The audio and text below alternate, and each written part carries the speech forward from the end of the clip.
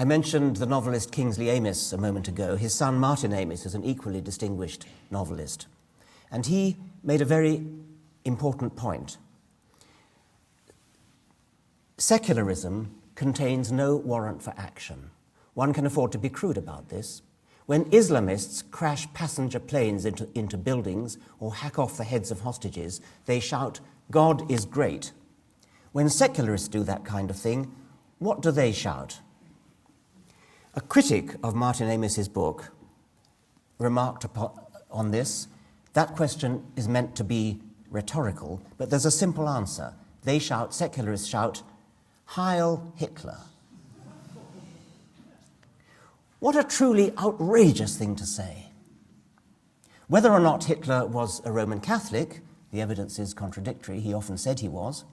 Nobody could deny that Hitler's soldiers were as Christian as everybody else was in Europe at the time, and that means that most of them were, mostly either Roman Catholic or Lutheran. But even if Hitler was an atheist, so what? Hitler was also a vegetarian. Does that suggest that vegetarians have a special tendency to be murderous, bigoted racists? The point is that there is a logical pathway leading from religion to the committing of atrocities. It's perfectly logical. If you believe that your religion is the right one, you believe that your God is the only God, and you believe that your God has ordered you through a priest or through a holy book to kill somebody, to blow somebody up, to fly a plane into a skyscraper, then you are doing a righteous act. You're a good person.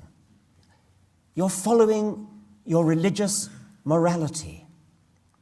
There is no such logical pathway leading from atheism or secularism to any such atrocious act. It just doesn't follow.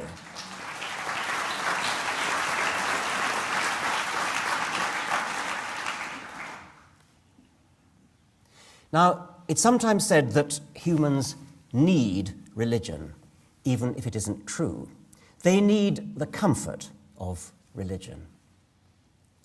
I think there's something rather patronizing about that, rather condescending about it, but that's what people say. Often atheists say it. Of course, you and I are too intelligent to need religion.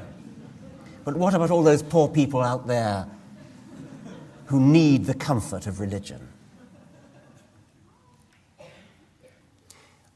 Humanity's need for comfort is, of course, real. But isn't there something childish, something infantile in the belief that the universe owes us comfort, in the sense that if something is comforting, that must kind of make it true? Isaac Asimov's remark about the infantilism of pseudoscience is just as applicable to religion.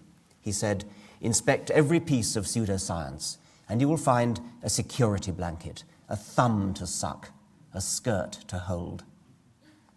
And it is astonishing how many people are unable to understand that X is comforting does not imply X is true. A related plaint concerns the need for a purpose in life. To quote one Canadian critic, "The atheist may be right about God, who knows? But God or no God, it's clear that something in the human soul requires a belief that life has a purpose that transcends the material plane. One would think that a more rational than thou empiricist such as Dawkins would recognize this unchanging aspect of human nature. Does Dawkins really think that this world would be a more humane place if we all looked to the God Delusion instead of the Bible for truth and comfort?" Actually, yes.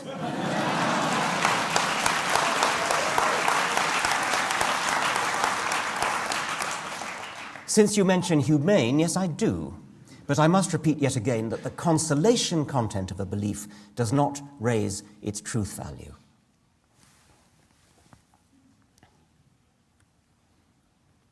I can't deny the need for emotional comfort, and I can't claim that the worldview adopted in my book offers any more than moderate comfort.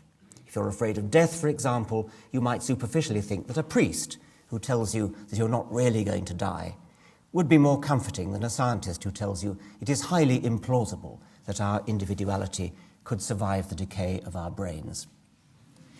But I have heard I have heard experienced nurses who've worked all their lives in old people's homes say that the ones who are most terrified of death tend to be the Roman Catholics. All that guilt fed from the cradle up and the terror of purgatory and hell. As for eternal nothingness, is it really all that frightening? As Mark Twain said, "I do not fear death. I'd been dead for billions and billions of years before I was born and had not suffered the slightest inconvenience from it."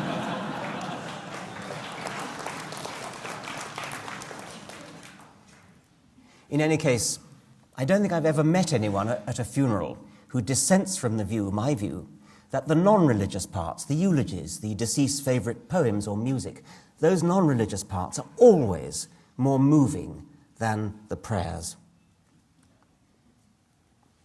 I want to end by reading the opening lines of a previous book of mine, Unweaving the Rainbow.